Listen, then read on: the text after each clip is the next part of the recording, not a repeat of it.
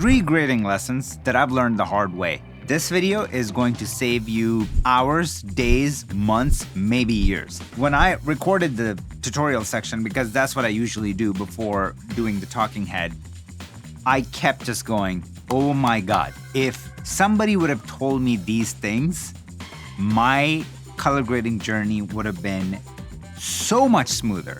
Which also made me realize why I started this channel in the first place, because I wanted to help people like me 10, 15 years ago, how they can get to where I am in less than half the time. So I hope this happens for you. If you enjoy content like this, please do me a favor.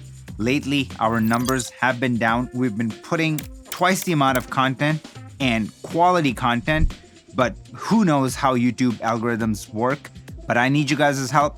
Let's boost that algorithm. Smash the like button, share the video with friends, subscribe to the channel if you haven't already, hit the bell icon, and let's get into it. All right, so we're inside Resolve. I purposely picked these shots because I have the rights to give you that footage, so then you can practice along if you want to. I'm gonna include the link in the description, so pick it up. And this is shot on Alexa Mini. All right, so I'm gonna start off with the most important one, which every single beginner colorist I know goes through, which is not understanding the concept of having a fixed node tree. And that's maybe because a lot of people are coming from Premiere Pro or Final Cut 10, Final Cut 7, or Avid. And the way things work in there is that it's a layer-based program. So when you come to Resolve, it's a similar thing. You just keep tacking on a new layer, if you will, new node, based on what you need, instead of like having a method to your madness. And even when I worked as an editor professionally, I had everything laid out. It's almost like I did the node tree thing on layers, and I just had like 4 layers for this, and then 3 layers for graphics, and 2 layers for text, and 1 layer for like disclaimers, whatever have you. That's how I had everything set up, and I would like bring in that template into new projects, which is a great practice. So this is no different, okay? We have to do a similar thing. So before, what I would do is, let's just do that, right? So like, and why am I doing that? Why am I just building each clip as I go? Is because I don't have any understanding of like how the process works. What's the proper pipeline when you color grade? So what I would do here is, let's just say we go to color space transform, right? And then I'm just gonna do it a beginner way, okay? So normally what we would do is we would select our Alexa here, and we would just do Rec 709 here, okay? So that's like a more beginner process compared to like an advanced process, which I've shown you many times, like where we work basically on a node-based color management workflow, and we sandwich everything in between. Every single tutorial that I do, I've shown that process, so I'm not gonna take you through it here, but we're just gonna keep it really simple. So basically what I would do is I would create a node after that, and then I would just go, okay, what does this need? And I'm gonna go, maybe I can bring the gamma down a little bit. Okay, this is looking nice. I mean, it has good contrast, but now it's looking dark, so I'm gonna take the gain and I'm gonna raise it up. This is looking nice. Okay, let's create a new node. Maybe it's too warm, so I'm gonna go under my gamma and I'm gonna cool it off a little bit. Like something like that. Like this is looking nice. Okay, I'm gonna create a new node, and what I wanna do is I just want to create a vignette, so then that way we just have like more of a focal point on my dude right here. So I'm gonna do something like this, maybe make it a little bit smaller, keep it somewhere around here, and then we'll feather it out quite a bit. We'll invert it, Shift H, so we can see what we're doing. We're affecting the outside. And now I'm just gonna go under, let's just say my gamma, and I'm gonna drop that down to something like that, and I like that. So this is coming along, right? It's looking pretty good. And I'm not gonna like overcomplicate this. So let's just say that I go, I'm happy where I'm at for this one. And then I go to this shot and I go, okay, what do we want to do here? So I go, let's copy this. So we have this applied here. And let's create a new node. And what I want to do is I want to raise this up and I want to pull this down. And I want to add a little bit more saturation. And I want to just like cool it off a little bit. I want to create a new node. And I want to go under here. And I want to control some of these hues. So I'm going to go right here. I'm going to click actually right here. And then I'm going to rotate it and see what I can do. So I like that. I like that a lot. Okay, this is looking good. I'm going to create a new node. And maybe what we can do is just have like a gradient window, something like that. And I can put it here. And I'll do something like that. And then I want to go under here in my custom curves. And I want to pull that down. So that looks really nice. Okay, I'm liking that. Let's go to this shot now. So you're seeing like how, let's just say, even if we have same 4 nodes, the process in which we attacked each step was different. And that is not a big problem when you have only 3 shots. It becomes a massive problem down the line when you're working on an entire project. And most importantly, when you turn it in and the client comes back with the feedback, and that's when you start going, oh my God, I don't know what's where. Like the client is like, hey, can I, like if they're here and they go, I think maybe we just pulled, like maybe we just saturated it too much. Can we pull back the saturation? And you'll go, holy hell, where did I do the saturation? And you'll go, so now imagine if you have 16 nodes. You're like going through and you're finding it because you haven't worked out a system, like a place where everything goes, right?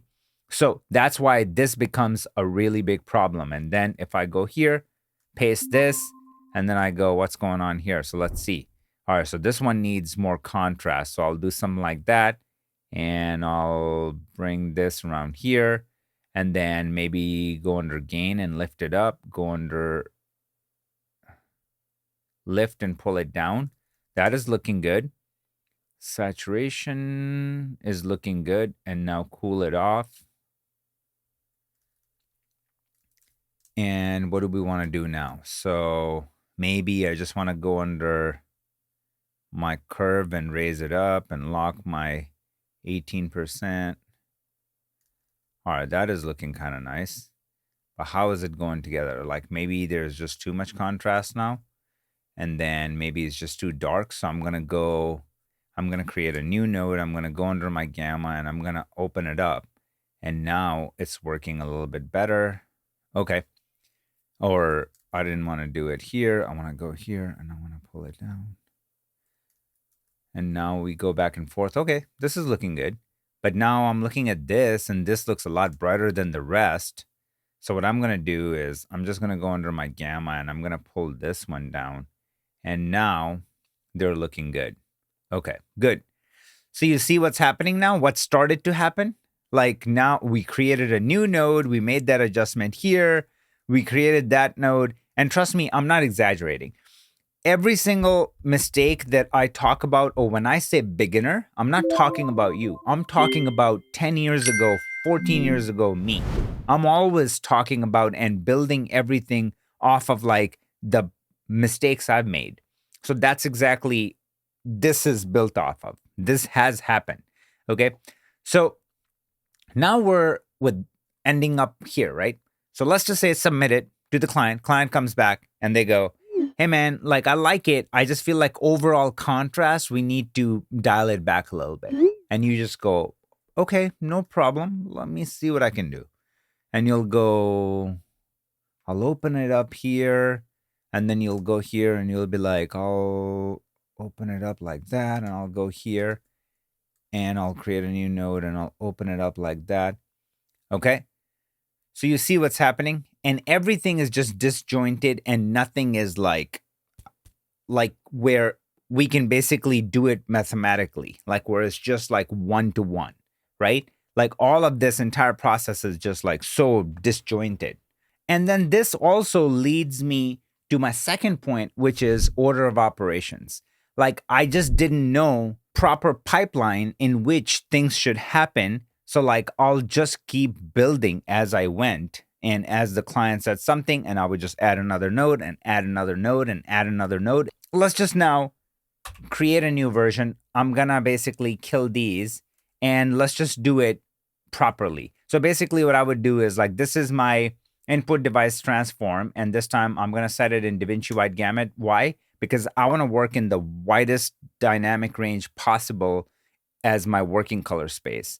And then I'm just gonna create another node. I'm gonna throw it right here. And then here we're gonna do a conversion from DaVinci wide gamut to Rec 709. So now all the changes that we're making in between are happening in like a 30 plus dynamic range color space compared to before, which was Rec 709, which is super tight, around like 7 stops of dynamic range, right? And the entire idea of color grading is to get the most out of your image. And then this is where I'm going to do my balance and I'm going to label them. So now the reason why I just hit this little tab key and it goes here is because under keyboard customization, under label, I changed it to tab, but yours is not going to work like that. But you can just like right click and do node label.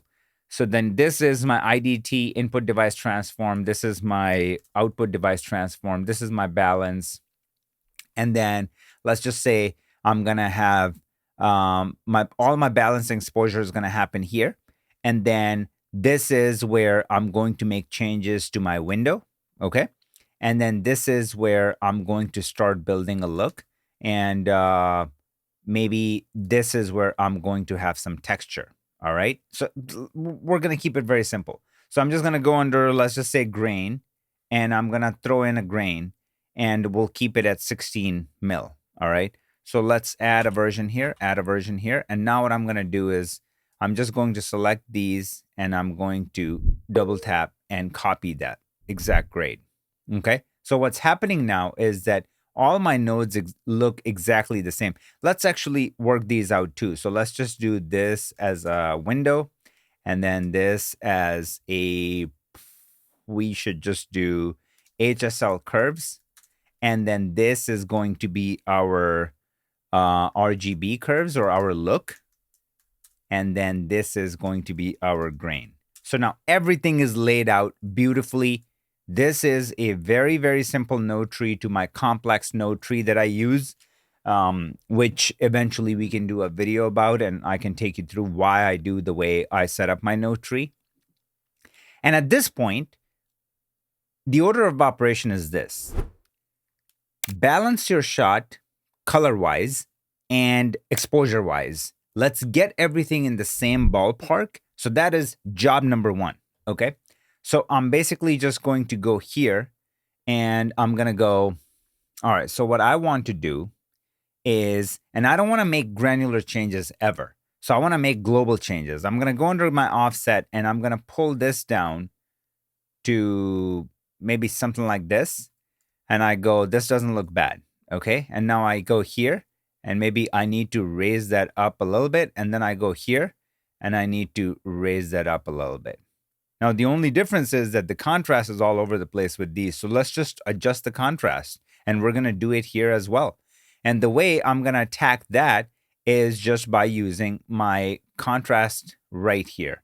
So I'm just going to do something like this and I go, how good does that look? That's not looking bad. And actually, let's just lock this to our 0.34. So we have our 18% gray and then 0.34. And where are we at? So I think we have to drop the exposure down a little bit more to match it with this. And it's starting to look good. And then let's park it here. And we have to do contrast, go under gain, raise it up, and then contrast. I mean, this shot is like really stubborn, so we might even have to go to lift and just like really drop it. Because like this is just very different looking than the rest. So now it's starting to look pretty similar to what's happening. So now that the exposure and contrast is dialed in, the next stage is to balance our shot. And I'm just like looking at it. The entire idea behind balancing your shots is like look at your vector scope and just make sure everything stays, somewhat in the center. Okay. And then obviously the waveform, colorized waveform is such a helpful tool. So we're already seeing that this leans a little bit toward green. This one is like, pretty good, but a little bit of orange in there. So what I'm going to do is I'm just going to go in my HDR palette. And what if we just use our temp and tint in our HDR palette? And they work really like very similarly as if you've done that in camera. So I'm going to go under my temp and I'm going to start dropping it down a little bit, cool it off. I'm going to try to do the same thing here. Not too much. So I'm going to cool it off, something like that. I'm going to go under my tint and I'm going to keep it somewhere around here. And now these are starting to match. And then I'm going to cool this off. And then I'm just going to add a little bit of, I'm going to cool it off more. And then let's go. Okay. So they're starting to look pretty close. Okay. So you see like how we're making broader changes. We're starting with our exposure, our contrast, our balance. And now all these three shots are looking really good. So now the best part about it is this right here. So we can just go in our look now and let's just, to have some fun, we can just create like a pretty exaggerative like look. So let's just say if I lock in my 40% right here or my 18% gray and I just do, drop this, like, let's just, like I said, I mean, we want to create a look that we can actually see on here, right?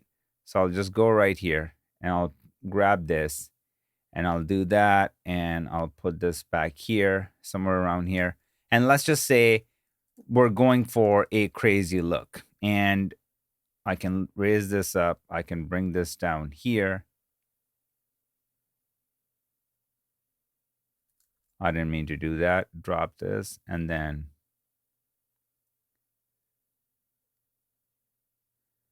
right? So this is like a really extreme look. Now, the best thing about like having a fixed node tree is that I can just grab all these three clips. I can go under color. I can go under ripple node changes to selected clips. And just like that, we just applied that change right here to all three clips. And just because we balance our shot first, it all latches on. I mean, this was a pretty extreme look. This is actually a really funky look that I created. But just because, like, look at this. It's a pretty funky look. But it's going to go. So if I just click here and play it through, it latches on. See? I mean, it just, you know what I mean? And then we come to grain. We already applied the grain to all three shots. So at this point, we can use windows, whatever we want to do with certain things, and then that will happen right here. But you get the idea, right? And this also covers our last part, which was that I used to spend so much time on a single shot. I remember working on a commercial without saying company's name, but I spent like 4 hours or 3 hours on the first shot. I found like a hero shot and then I just got obsessed with it and I went nuts. I had like 32 nodes going on and I didn't have a proper pipeline. So I was building the castle as I went and I had no idea where I was headed. I was just basically, it was just like a breadcrumb strategy. I was just like, where is it going to lead? Where is it going to lead? I'm just going to keep following it. And I just kept going and I kept going. I kept digging myself a deeper hole. And then the creative director kept coming in and he was just like, what's going on, brother? Like, are you good? And I'm like, yeah, I'm good. Like, just give me a few hours. Like, give me 30 minutes. Like, I'm in a really good place. I was not. I was absolutely, genuinely scared shitless. Like, I was just freaked out. I was like, what the hell just happened? Like, I just spent 3.5, 4 hours. This thing needs to be done at 6 p.m. because it needs to be shipped so people in a different country can watch it. And how am I going to get it done? The biggest mistake I made. That would have never happened if I had my order of operations right, if I had my fixed node tree. Like, just by having this, you saw how we built this and how stress-free and easy it was. And now the client comes back and he goes, you know what, bro?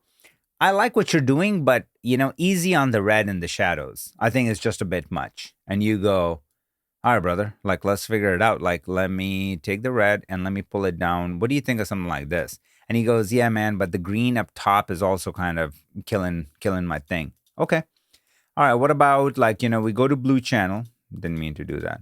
We go to the blue channel, and then what can we do with the blue channel? So maybe we can pull it down to make it warm, and then we keep it at the same place here, and then maybe we raise it up on the bottom end a little bit, something like that. And now I can just go here because that's what the client wanted, let's just say, and I just do the same thing. Ripple node changes to selected clips, and boom. So now imagine an entire scene, an entire picture, with 500 shots that you worked on, and the client comes back, you spend like 5 minutes readjusting the curve, the look, and they go, I love it. And with one click, because you have everything else in order, you did everything else right, you're done. And this is the power of doing things right from the get-go. So if these techniques and hacks were useful to you, then I have 30 plus hours of content that puts this stuff to shame. It just takes the entire thing to an 11. And if you're interested in that, you can get 15% off on my color grading course by using the coupon YouTubeFam. It's exclusive to you guys only. Link is in the description. Check it out. On that note, please subscribe to the channel. Hit the bell icon so you could be notified about our future content. Smash the like if you haven't already. And I'll see you guys in the next one. Peace, fam.